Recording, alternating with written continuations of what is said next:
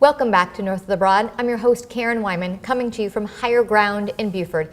I'm joined this afternoon by Jeff Altoff from Lowcountry Insurance. Hey, Jeff. Hi, Karen. How are you? I'm good. I'm so happy that you're here. We're going to talk about something that's really exciting. Well, maybe not the most fun topic ever, but one that's very important. Flood insurance. Flood insurance. So, what is flood insurance and what does it cover? Most people who maybe move here from other parts of the country are completely unfamiliar with flood insurance. We have this conversation all the time. And the best thing to do is kind of define it in layman's terms. So flood insurance really covers water that is rising or emanating from outside of a structure or a home. So not like your dishwasher overflowing. Or someone left the tub running. Yes, that is not a flood. But the water from the marsh rises or from the river rises and floods your home. That is what flood insurance covers. Okay.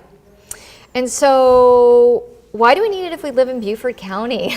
Well, as you know, they call this the low country for a reason. We are low, meaning we are very close to the sea level. And as such, the water could rise and definitely damage property.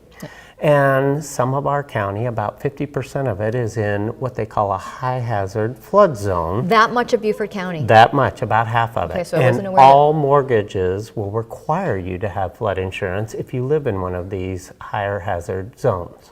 Right, so as we know, we went through a lot last year with Hurricane Matthew. We know that we are in hurricane season.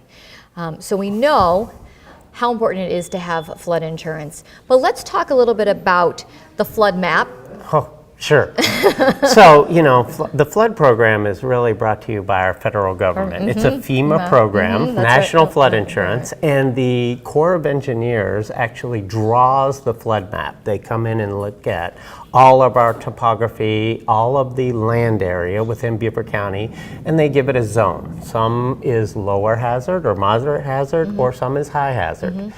And so these maps are drawn and they are redrawn sometimes. So right now we're going through a redrawing of the map, and that map really determines what zone you're in and if you are required to have flood insurance by your mortgage or not. But in my opinion, most people should have it. We are in the low country. Right.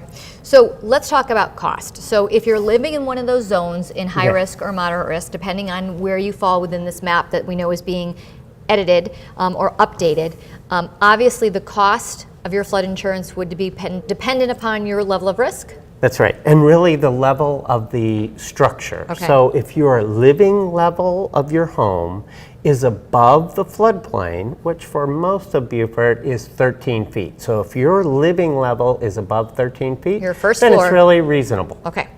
If, however, you're in an older property or one that was done prior to the flood maps being drawn, you could be in a higher, hazard, and it goes up quickly from there. In other words, if your living level is below the flood elevation required, then it gets expensive.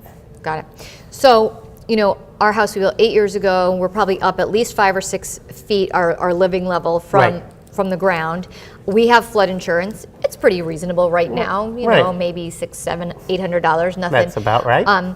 So what about people who are like building homes? I'm assuming that this sort of changes every year, and maybe that level gets higher or the requirements get a little stricter? So they do remap occasionally. So that level of where you're supposed to be could change. So really we recommend that if you're building a new home, that you go a foot or two above the current base flood, because then you'll probably be protected into the future and you'll maintain that reasonable cost, and you won't ever get into a position where it becomes unaffordable. Yes, unaffordable. Right. So what are the options for this insurance? Well, there's a couple things. First of all, when you take on some of the risk, that is either done through a deductible or through, self-insuring some of it. So the base deductible is $1,000 for a flood policy. Well, if you raise your deductible up, say to $2,000, $4,000, $5,000, even as much as $10,000, you can save a lot in premium. So that's one area to go. And the other thing to look at is maybe self-insuring, like your contents, for example, your stuff. So insure the dwelling for damage to the house, but not insure your furniture and your fixtures and your clothes. You could definitely save some money doing that. We have just a little bit of time left, but elevation certificate, that's one of the things that's really important. Oh yes, so that is done by a civil engineer, and they come out and they actually measure your elevations in your home compared to these base flood elevations.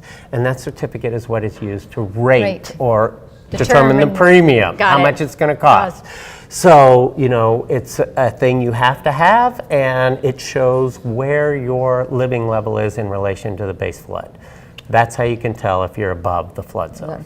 Well, Jeff, I appreciate you being with us on North of the Broad this afternoon. You've certainly shared a lot of information with myself and the viewers. Let's knock on wood that we have a very quiet hurricane season, and that we don't look at any more changes to our elevation certificates, our flood level plains, and all that stuff that we know is part of living in the Lowcountry. Absolutely. Thanks so much. You're welcome. We'll be right back with our next guest on North of the Broad.